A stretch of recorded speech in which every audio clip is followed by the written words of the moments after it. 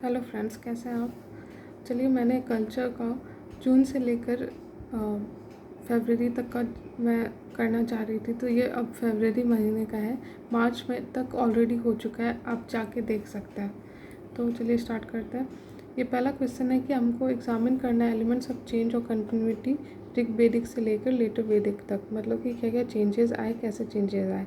तो इसमें आपको लिखना होगा कि किस तरह से चेंजेस देखे गए, किसमें, तो पॉलिटी, इकोनॉमी, सोसाइटी और रिलीजन के का, मतलब चाहे वो अर्ली का हो या फिर लेटर वैदिक हो, तो दोनों में आपको वो डिफरेंस बताना होगा।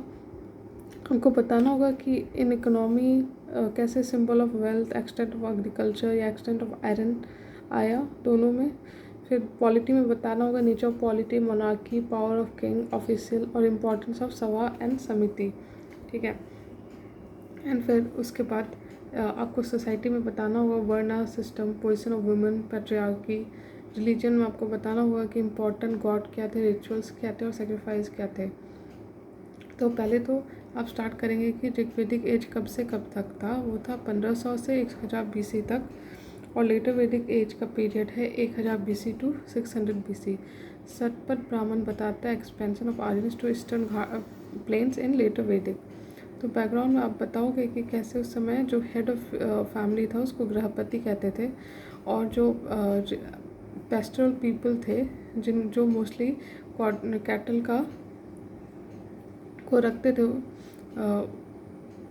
मतलब कि जो कैटल था, गाय जो कहते हैं, वो मेन वेल्थ था लोगों का।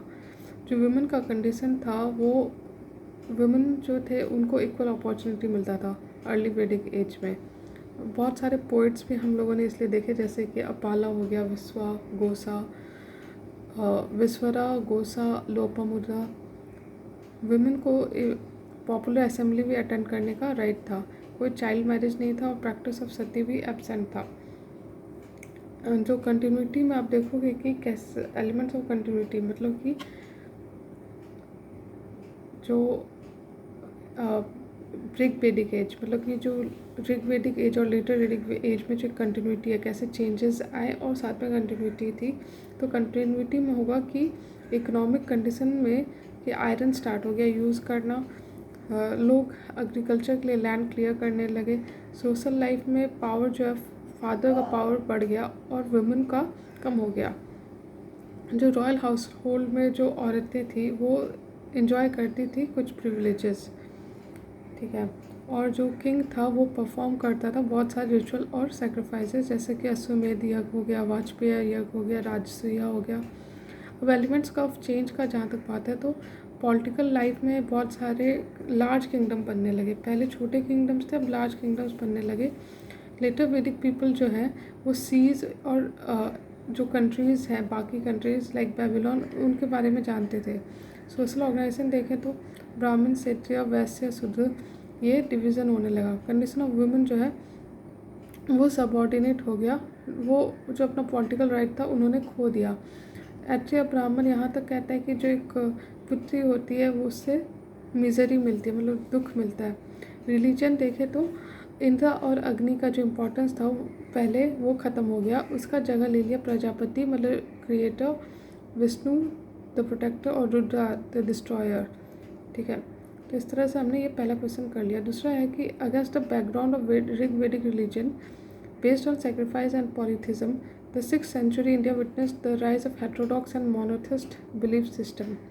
तो इसमें आपको बताना है जो डिफरेंट हेट्रोडॉक्स सेक्ट थे, जैसे कि जैनिज़्म, बुद्धिज़्म और आजीविका सेक्ट, वो कैसे इमर्ज हुए और क्यों इमर्ज हुए। तो इसमें आपको रीज़न बताना होगा क्यों वो बढ़े, क्योंकि जिस तरह से सेक्रीफाइसेस और डिस्क्रिमिनेशन हो रहा था, या एम्बिगुअस स्क्रिप्चर्स था, या एक नए सोच की ज़रूरत थी, और साथ में जो चरिज्मा था बुद्धा और महावीरा का। तो इसमें आप लिखोगे कि जो 6th century BC है उसमें ग्रेट थिंकर्स निकले। ठीक है। और वो उसमें इंक्लूड है हमारे बुद्ध, महावीरा। उनके अलावा भी जो बाकी थिंकर्स हैं, जैसे हेराक्लिटस, जोरोस्टर, कॉन्फ्यूशियस एंड लाओ, ये लोग भी 6th century में ही थे। Rise of heterodox and monotheist, तो रिलीजियस फैक्टर क्या, एक तो रिचुअल्स और सेक्रीफाइस कम्प्लेक्स हो गए थे, सुपरस्टिशन बढ़ गया था। ठीक है। उपनिषद जो है एक अल्टरनेटिव देता था टू सिस्टम ऑफ सेक्रीफाइस। बहुत ज़्यादा फिलोसफिकल था उपनिषद, और वो इजीली समझ में नहीं आता था। तो ब्राह्मणिकल जो डोमिनेशन है वो बढ़ गया था। और साथ में जो interest of people was a simple short and intelligible way to celebration for all people. Socio economic factor जो जिसके कारण हुआ कि एक तो था रिजिड कास्ट सिस्टम, दूसरा कि जो क्षेत्रीय जो कास्ट था वो उनको अच्छा नहीं लगता था जिस तरह से प्रिस्ट या ब्राह्मण का डोमिनेशन था, उसको हटाने के लिए। साथ में ट्रेड का ग्रोथ हुआ, तो ट्रेड के ग्रोथ के साथ वैश्य जो कास्ट थी उसका ग्रोथ हुआ।